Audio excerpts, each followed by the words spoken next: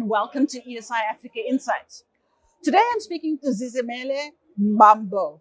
He is the Deputy Director General for Nuclear Energy Regulation and Management at the Department for Electricity and Energy of South Africa. Hello, Zizamele, and welcome. Good morning, Teresa. Nice to meet you. Yeah. So you deal with the nuclear energy industry, and this is a very highly regulated industry. So why is it so highly regulated, and what can other generation technologies like coal or renewable energy learn from this? Yeah, I think we must look at it from this. Nuclear energy industry is a highly advanced electricity generation industry. It's been there for many decades, and the industry has evolved over time, and it's got the highest safety record that is in far as electricity generation technology. It is the safest.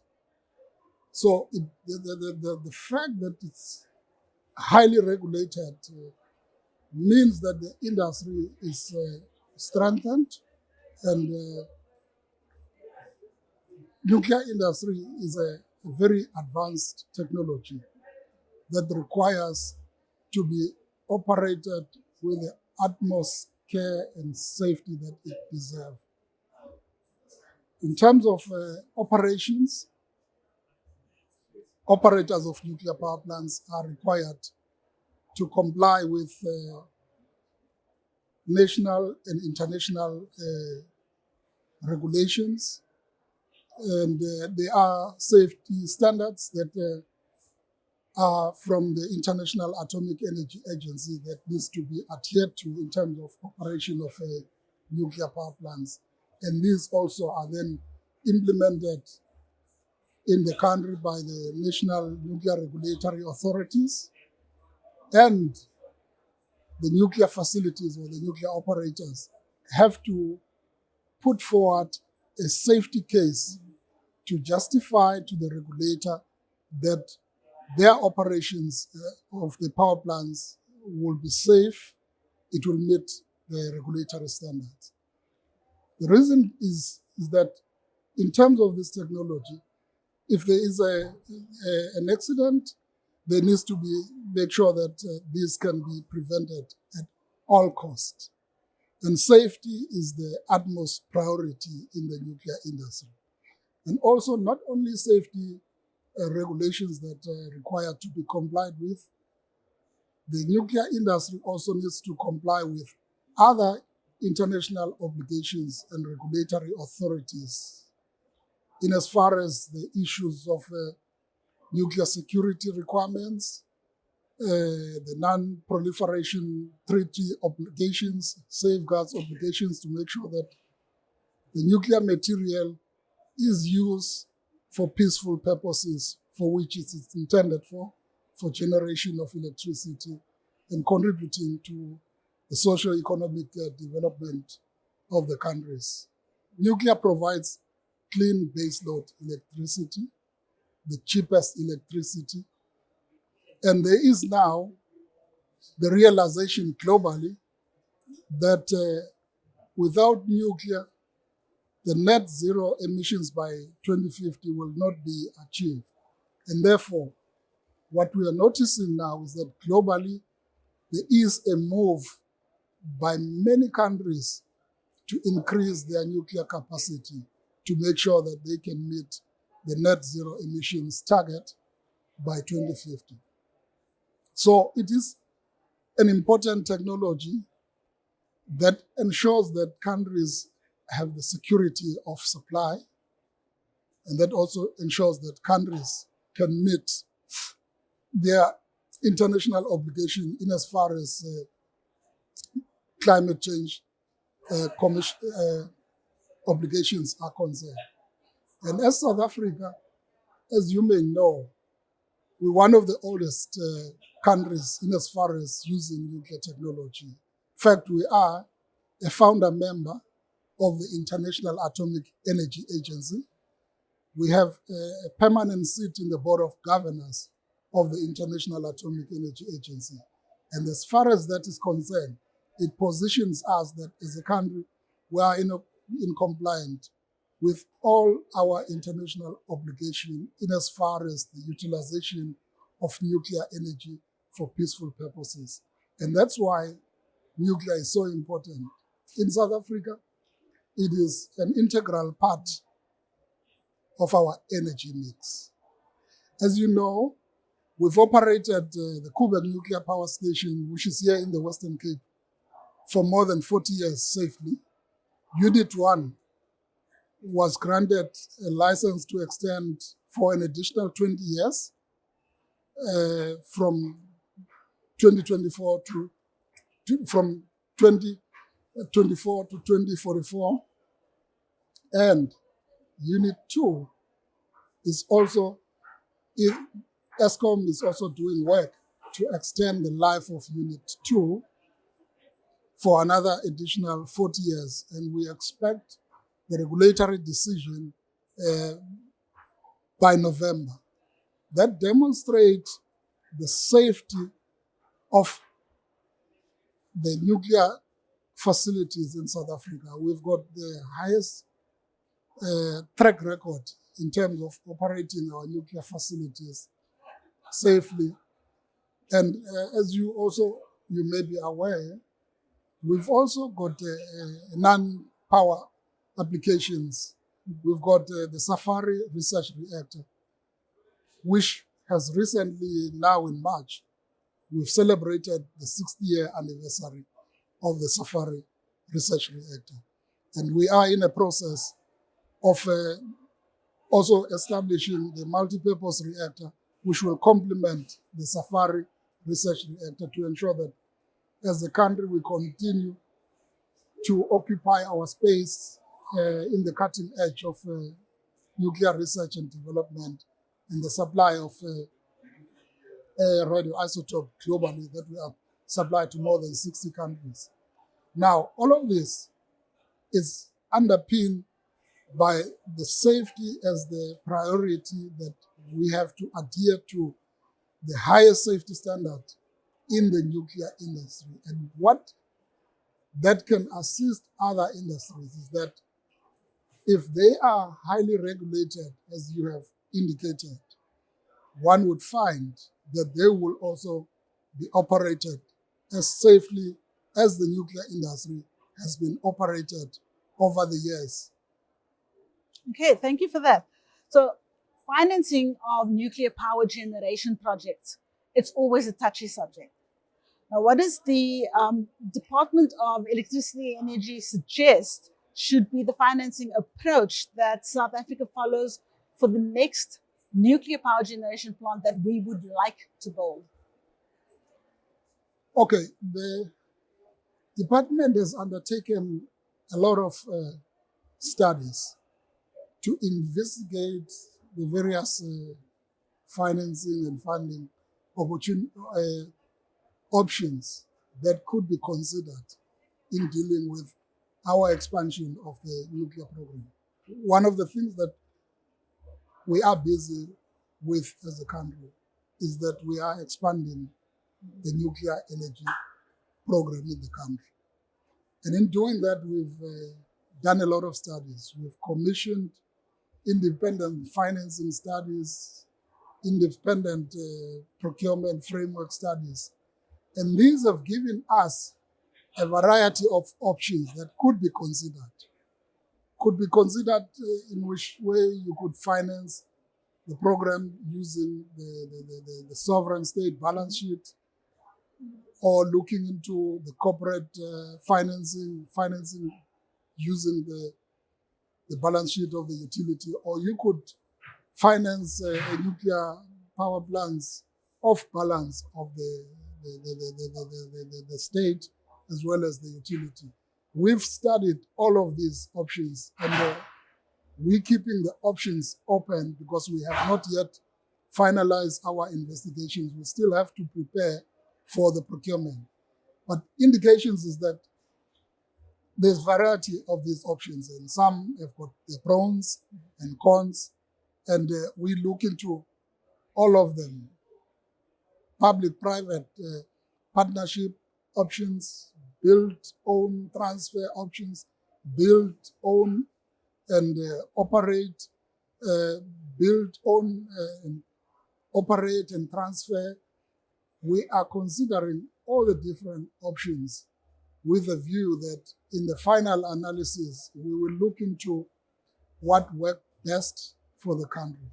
And then, of course, we know that there is also options wherein you've got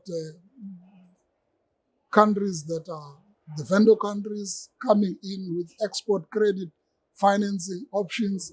And all of these are being considered. And also what becomes important is that as a host country that is building a nuclear power plant, then there will be a need for a power purchase agreement, which will need to demonstrate how the investment that would have been made into the financing of the nuclear power plant will be paid back over a period of time. And what normally happens is that with this kind of project, because these are long-term projects, you would find that the export credit financing provide about 85% of the capital cost of the project, and this has to be paid back over a period of time.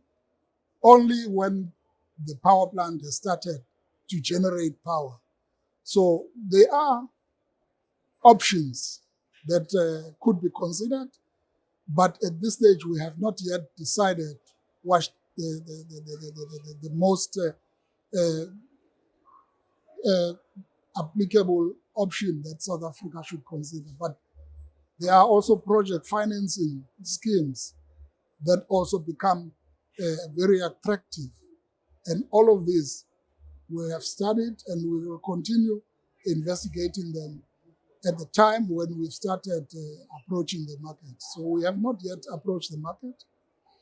We had, in the past, in 2020, issued a request for information, which was a non-binding information gathering process. And the information that we gathered through that process gave us indications, but of course those indications can only be confirmed once we issue a commercially binding bid in future, in which case then when the nuclear vendors or the companies that are interested into the program would then submit commercially binding bids, which we could then use and make a final decision as to what is the best financing approach that would be taken forward as a country. And then, of course, we have to implement the program at a pace and a scale that the country can afford. And we take all of that as a policy direction in our investigation of how best to finance the next generation of nuclear power plants as we expand the program in South Africa. Okay. Well, before you get to that point, you're going to have to decide on a technology. So what has your research been pushing you into? What kind of technologies have you been looking at?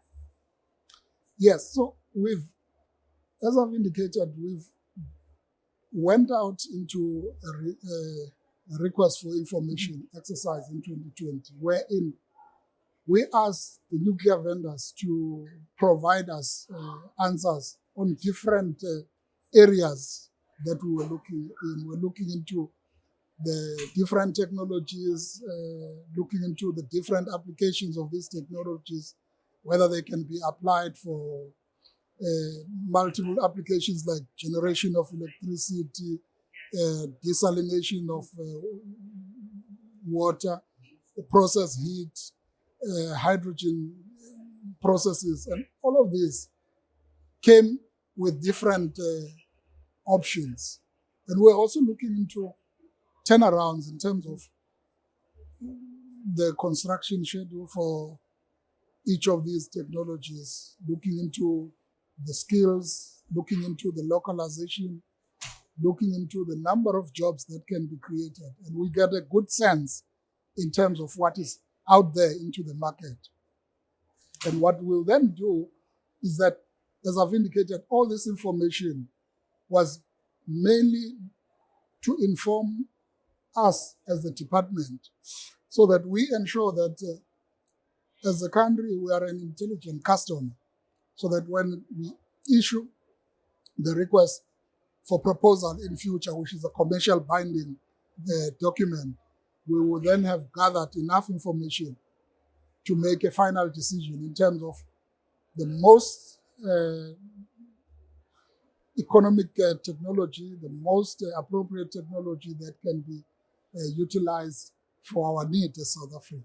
So we've gathered all of this information, but in terms of the finality, in terms of what technology we would then decide, that will be decided in future when we embark on a procurement process. But what we could say is that most technologies these days are very advanced. They can be used for electricity generation, and others can be used for other multi-purpose, like generation of process heat, used for desalination, and all of these technologies. We looked into all of them as part of our market sounding exercise that we were conducting in terms of requests for information.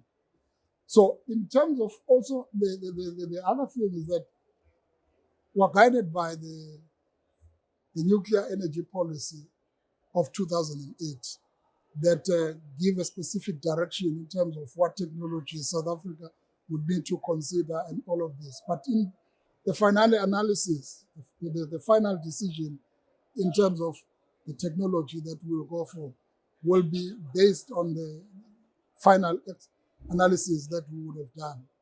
But it's safe to say that as South Africa, we're not a newcomer on generation of electricity with nuclear. We've got the Koeberg nuclear power plants that have operated for 40 years. And the Koeberg is a pressurized water reactor type technology.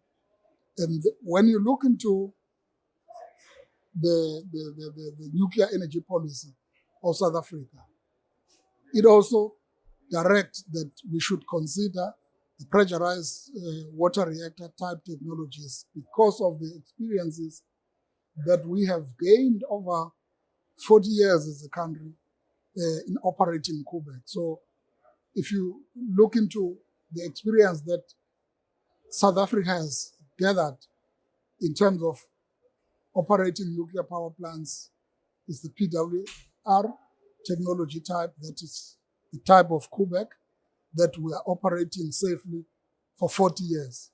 And that is also in the policy of the country. And also when you look into the policy, it also provides the direction in terms of the types of small modular reactors, that technology that South Africa should consider. And you will see that it talks about the high temperature gas cooled reactors, which is a Pebble Bed Modular Reactor project that we were one of the advanced countries in terms of developing a small modular reactor in South Africa. And that technology was put under care and maintenance by the cabinet decision. But now with the emergence of small modular reactors as the future of nuclear power generation, we are in the process of recommending to cabinet to lift the Pebble Bed Modular Reactor out of care and maintenance so that we as South Africa could continue to further develop this technology to ensure that as South Africa, we are among the countries that are developing their own small modular reactors. And that process is underway. The Pebble Bed Modular Reactor is one of the most advanced small modular reactors. And we have seen the experiences that in other jurisdictions, other countries, they have further developed this technology and commercialized this technology. And as South Africa, we're going forward to revive the Pebble Bed Modular Reactor to ensure that we become one of the advanced countries in the African continent that has designed and operated a nuclear power reactor. And we've designed the Pebble Bed Modular Reactor, and it was put under care maintenance. And now that there is the growth in the small modular reactors, we're going forward to revive that technology. Once we've recommended and got a positive decision from Cabinet to lift the technology out of care maintenance, there is work that is well advanced to transfer the Pebble Bed Modular Reactor company from ESCOM to NEXA, for NEXA to further develop this technology. And that's the direction we're having. And our view is that in order to ensure that we have got the security of supply and we remain on the cutting edge of technology development, and we are able to ensure that there is industrialization in South Africa, we think that the future lies with small modular reactors, and we're going into that direction. And also, one of the important issues that we need to consider is that as South Africa, our policy is to become self-sufficient. In other words, we must be able to leverage all the different industries within the nuclear value chain for peaceful purposes. And that's the direction we're going into, to re-establish the full nuclear fuel cycle for peaceful purposes in South Africa, so that we become self-sufficient and we're able to generate different kinds of fuel and supply our own demand, as well as the export into the export market. So the future in South Africa is bright in terms of utilization of nuclear technology for peaceful purposes, to industrialize the country, to ensure that nuclear contribute into the socio-economic development of this country. Okay. Well, thank you very much for joining us in the studio. Thank you. Okay. And thank you for joining us. Please stay tuned for the next episode.